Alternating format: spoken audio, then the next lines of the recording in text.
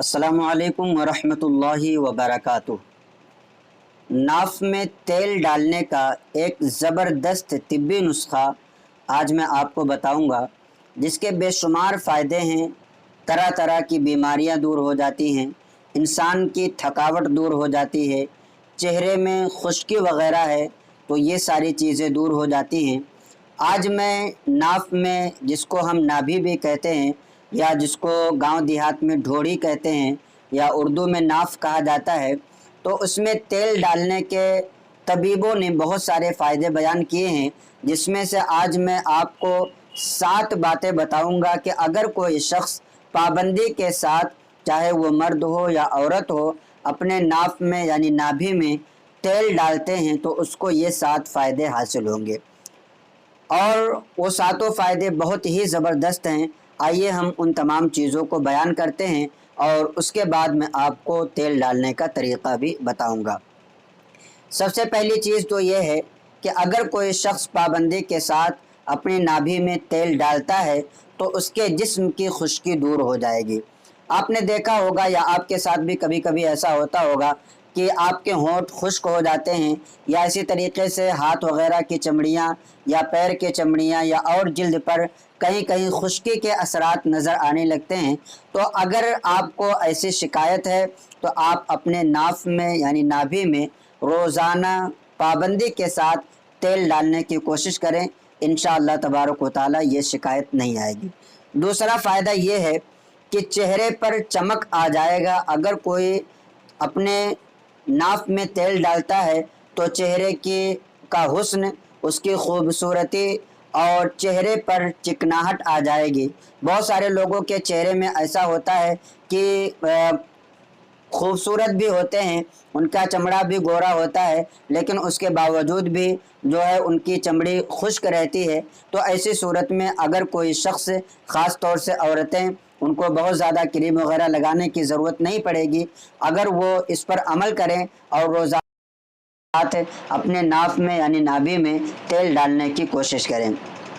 तीसरा फ़ायदा उसका ये है कि जो शख्स नाक में तेल डाले उसको टेंशन से निजात मिल जाएगा। और डिप्रेशन और टेंशन इंसान को आम तौर पर लगता रहता है, तो अगर कोई शख्स चाहता है कि डिप्रेशन से उसको छुटकारा मिल जाए, टेंशन उसके जिस्म पर हावी ना होने पाए, टेंशन से तरह तरह की इंसान को बीमारियां होने लगती हैं, तो ऐसी सूरत में इंसान को चाहिए कि वो अपने नाक में रोज़ाना तेल डाला करे। इसी तरीके से जो चौथा फ़ायदा है वो ये है कि अगर कोई नाक में तेल डालता है तो उसकी थकावट दूर हो जाएगी। हमारे भाई जो मर्द हजरात हैं वो आम तौर पर काम करने के लिए दिनों में निकले होते हैं, रात में जब आते हैं तो पूरी तरह से उनका जिस्म चूर चूर हो चुका होता है और फिर परेशान रहते हैं। कभी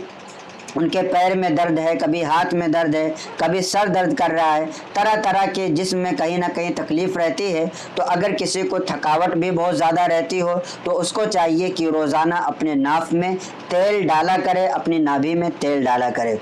इसका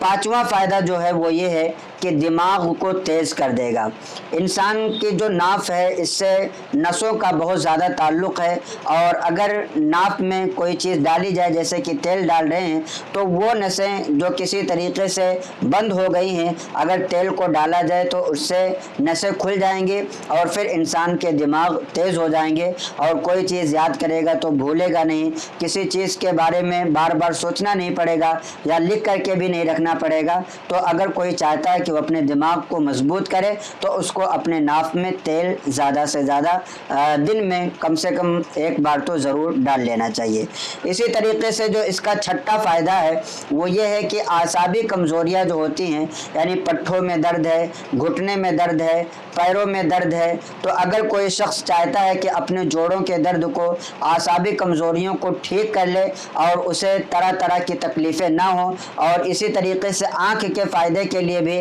तबीबों ने कहा है कि अगर किसी की आँख कमज़ोर है और वो लगातार कंटिन्यू अपने नाक में तेल डालता है तो उसकी आँख की कमज़ोरी भी ठीक हो जाएगी। इसी तरीके से सातवां फ़ायदा ये है कि निस्वानी अमराज जो आम तौर पर औरतों को होते हैं वो तमाम निस्वानी अमराज से छुटकारा पा जाएंगे। और औरतों को चाहिए कि अगर उनके हैज़ में कोई प्रॉब्लम है या इसी तरीके से निफास में बहुत ज़्यादा दिन तक खून आता रहता है या इस्तिहाज़ा बहुत ज़्यादा आता रहता है, और या इसी तरीके से मर्द को भी अगर कोई नाफ के नीचे से ले करके